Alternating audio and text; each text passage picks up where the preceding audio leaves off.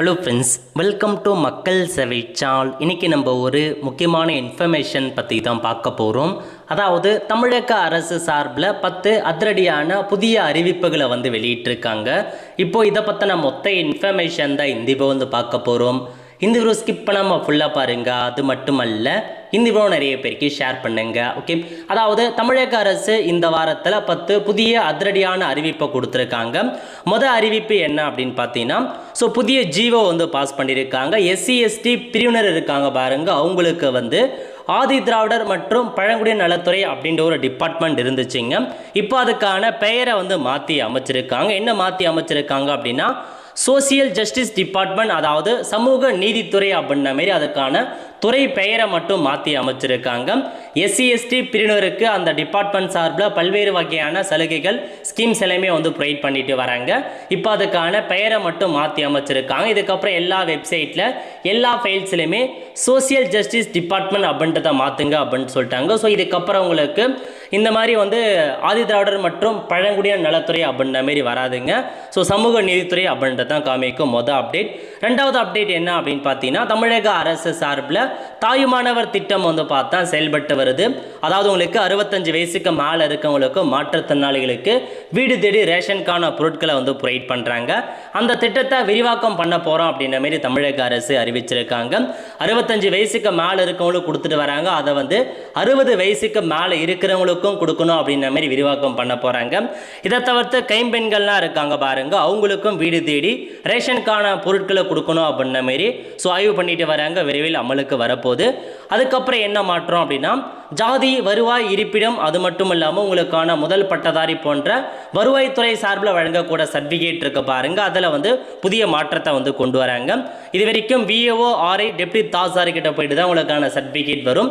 இப்போ ஆர்ஐ கிட்ட பார்த்தா போகாமல் டைரெக்டாக விஏஓ அதுக்கப்புறம் டெப்டி தாசில்தார் கிட்ட போயிட்டு சர்டிஃபிகேட் வரும்படி உங்களுக்கு அமலுக்கு கொண்டு வராங்க. இந்த புதிய மாற்றம் எல்லாமே விரைவில் அமலுக்கு வரப்போகுது அப்படின்ற மாதிரி சொல்லியிருக்காங்க.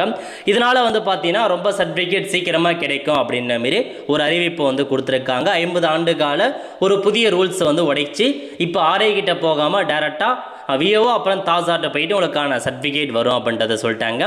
அதுக்கப்புறம் பாருங்க அப்படின்னா, மகளிர் உரிமை தொகை குறித்து ரீசெண்டாக அமைச்சர் அவர்கள் ஒரு அப்டேட் கொடுத்துருந்தாங்க. அதாவது ரூபாய் 2500 மதிப்புமிகு மகளிர் திட்டம் விரைவில் பார்த்தா கண்டிப்பாக வழங்கப்படும். அது குறித்து இப்போ நாங்கள் எல்லாமே பார்த்தா ஆய்வு பண்ணிட்டு இருக்கோம். ஸோ விரைவில் வழங்குவோம், பட் அது கொஞ்சம் டைம் எடுக்கும் அப்படின்ற மாரி அவர் பார்த்தா தெரிவிச்சிருக்காரு. அமைச்சர் ஜெகதீஸ்வரி அவர்கள் அவங்க தான் தெரிவிச்சிருக்காங்க. ஸோ அதனால் இதுதான் உங்களுக்கான இன்ஃபர்மேஷன். கண்டிப்பாக வழங்கப்படும், அதுக்கான ஆய்வு ப்ரோசஸ் எல்லாமே போயிட்டு இருக்கு. விரைவில் அப்டேட் பண்ணுவோம் அப்படின்றத சொல்லிட்டாங்க. அதுக்கப்புறம் பார்த்தீங்க அப்படின்னா, குழந்தை தத்தெடுப்பு இருக்கு பாருங்க, அந்த பதிவுக்கு புதிய வழிகாட்டுதலை வெளியிட்டிருக்காங்க. அதாவது அனைத்து மதத்தினருமே பயன்பெறும் வகையில் குழந்தை தத்தெடுப்பு பதிவுக்கு புதிய வழிகாட்டுதலை தமிழக பதிவுத்துறை வெளியிட்டிருக்காங்க. அதனால் எல்லா மதத்தினருமே குழந்தையை பார்த்தா தத்தெடுக்கலாம். ஒரு சில புதிய ரூல்ஸ் எல்லாமே கொண்டு வந்திருக்காங்க. அந்த முக்கிய அம்சங்கள் எல்லாமே நீங்கள் பார்த்தா விரிவான அந்த பிடிஎஃப் நீங்கள் படித்து பார்த்துட்டு தெரிஞ்சுக்குவாங்க. அரசு விதிமுறைப்படி பதிவு செய்து தத்தெடுக்கலாம் அப்படின்ற மாரி சொல்லியிருக்காங்க. இது அனைத்து மதத்தினரும் பயன்பெறும் வகையில் இந்த வழிகாட்டுதலை கொடுத்துருக்காங்க. அதுக்கப்புறம் பார்த்தீங்க அப்படின்னா, கோவில்கள் இருக்கு பாருங்க, ஒரு சில தமிழகத்தில் உள்ள ஃபேமஸான கோவில்களில் இதுக்கப்புறம் வரிசையில் நின்று நீங்கள் டிக்கெட் எடுக்க வேண்டாங்க, எல்லாமே ஆன்லைன் மூலமாக கொண்டு வரோம் அப்படின்ற மாதிரி சொல்லிட்டாங்க. இதிலே மென்ஷன் பண்ணியிருக்காங்க பாருங்க, பழனி கோவிலில் ஆன்லைன் மூலமாக, panimurugan.hrc.tn.government.in இந்த வெப்சைட் மூலமாகவோ அல்லது பக்கத்தில் கொடுத்துருக்க QR கோடு மூலமாக திருக்கோயில் ஆப் மூலமாகவும் நீங்கள் போயிட்டு முன்கூட்டியே நீங்கள் பதிவு பண்ணிக்கலாம். நீங்கள் டேரெக்டாக போயிட்டு அங்கே நீங்கள் கியூவில் நின்று டிக்கெட் வாங்குவீங்க. 100 ரூபாய் கட்டணம், 10 ரூபாய் கட்டணம், விசேஷ நாட்களில் தரிசன கட்டணம், அப்புறம் தங்கரத கட்டணம், தங்கமயில் வாகனம், இந்த மாதிரி அர்ச்சனை கட்டணம், காது குத்து எல்லாத்துக்குமே ஆன்லைன் மூலமாக பண்ணிக்கலாம் அப்படின்னு சொல்லிட்டாங்க. ஸோ 22 வகையான சேவைகளுக்கும் ஆன்லைன் மூலமாகவே நீங்கள் முன்பதிவு பண்ணிக்கலாம்.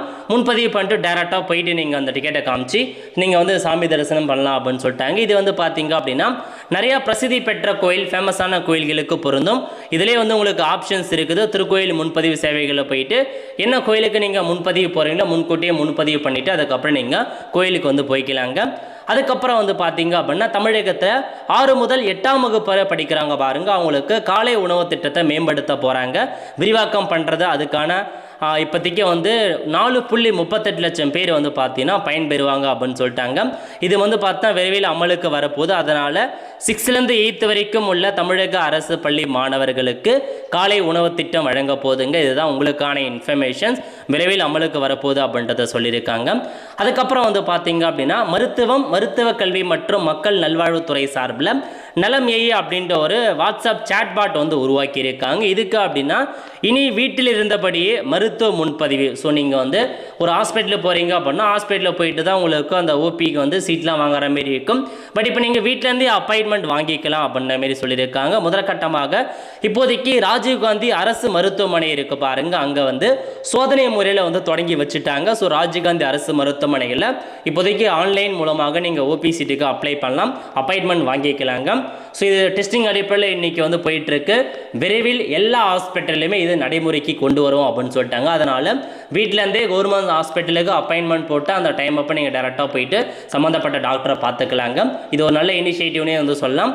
அதுக்கப்புறம் வந்து பார்த்தீங்க அப்படின்னா வீட்டில் இருந்தபடியே பத்திரப்பதிவு ஆகஸ்ட் 17 முதல் கட்டாய அமல். அதுக்காக தமிழக அரசு அரசாணையை கொடுத்துருக்காங்க.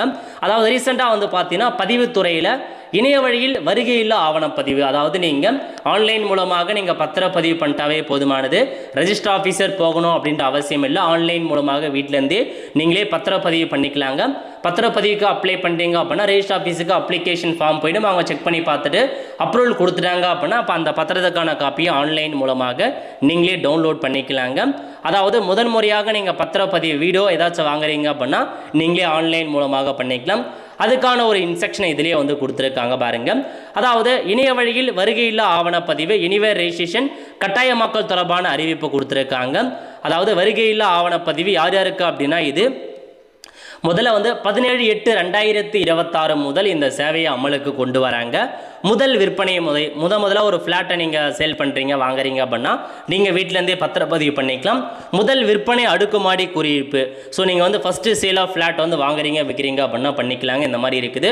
புதிய நடைமுறைப்படி பதிவுத்துறை இணையதளத்தில் கட்டுமான நிறுவனங்கள் மற்றும் நில விற்பனையாளர்கள் தங்களுக்கான பிரத்யேக லாகின் தாங்களே உருவாக்கி மேற்படி ஆவணங்களை இணைய வழியில் சமர்ப்பிக்கலாம். உங்களுக்கு ஒரு அக்கௌண்ட் நீங்களே கிரியேட் பண்ணிட்டு ஆவணத்தை எழுதி கொடுப்பவர்கள், எழுதி பெறுபவர்கள் மற்றும் சாட்சி விவரங்கள் மற்றும் ஆதார மேலோற்றம் செய்ய வேண்டும். ஆவணதாரர்கள் மற்றும் சாட்சிகளின் புகைப்படம் எடுக்கப்பட்டு கைரேகை அல்லது கருவெளி படலம் வழி ஆதார் சரிபார்க்கப்பட வேண்டும். கண்டிப்பாக வந்து ஃபிங்கர் பிரிண்ட் மிஷின் வச்சிருக்கணும். அப்படின்னா மட்டும்தான் நீங்களே ஆன்லைனில் பண்ண முடியும். அதுக்கப்புறம் ஆன்லைனில் பேமெண்ட் பண்ணிட்டீங்க அப்படின்னா ஸோ உங்களுக்கு ஆவணத்தை தாக்கல் பண்ணிடலாம். அதுக்கப்புறம் சார் பதிவாளர் இணைய வழியில் கூறும் தகவலுக்கு 30 நாட்களுக்குள்ள பதிலளிப்பாங்க. சமர்ப்பிக்கப்பட்ட அன்றே அல்லது அதற்கு வேலை நாட்களுக்குள் பதிவு செய்யப்பட்ட ஆவணம் மற்றும் கட்டணம் செய்து சம்பந்தப்பட்ட அவங்களுக்கு வந்து போயிடும். 60 நாட்களுக்குள்ள ஆவணத்தை பதிவிறக்கம் செஞ்சுக்கலாம் அப்படின்ற மாதிரி சொல்லியிருக்காங்க. எல்லாத்தையுமே ஆன்லைன் மூலமாக நீங்கள் பண்ணிக்கலாங்க. இது என்ன தேவைப்படுது அப்படின்னா ஆன்லைன் இன்டர்நெட் கனெக்ஷன் வேணும். அதேமாரி ஃபிங்கர் பிரிண்ட் மிஷின் வேணும். ஃபிங்கர் பிரிண்ட் மிஷின்னா நார்மலாக ஃபோன் கிடையாது, அந்த ஃபிங்கர் பிரிண்ட்னு தனியாக மிஷின் இருக்குது, அந்த மிஷின் வேணும். வெப்கேம் வேணும். இதை 3 இருந்தால் போதுமானது, நீங்களே அப்ளை பண்ணிக்கலாங்க. இது உங்களுக்கு வந்து பாருங்கள் 17/8/2026 முதல் அமலுக்கு வருது அப்படின்ற மாதிரி சொல்லியிருக்காங்க. ஸோ இதெல்லாம் தாங்க உங்களுக்கு இந்த வாரத்தில் வந்திருக்க முக்கியமான அறிவிப்புகள் மற்றும் திட்டங்கள். இதில் எந்த ஸ்கீம் பிடிச்சிருக்கே இல்லை அப்படின்றத மறக்காம உடைய கருத்துக்களை கமெண்ட் பாக்ஸில் தெரிவிங்க. அடுத்த ஒரு நல்ல சந்திப்போம். நன்றி, வணக்கம்.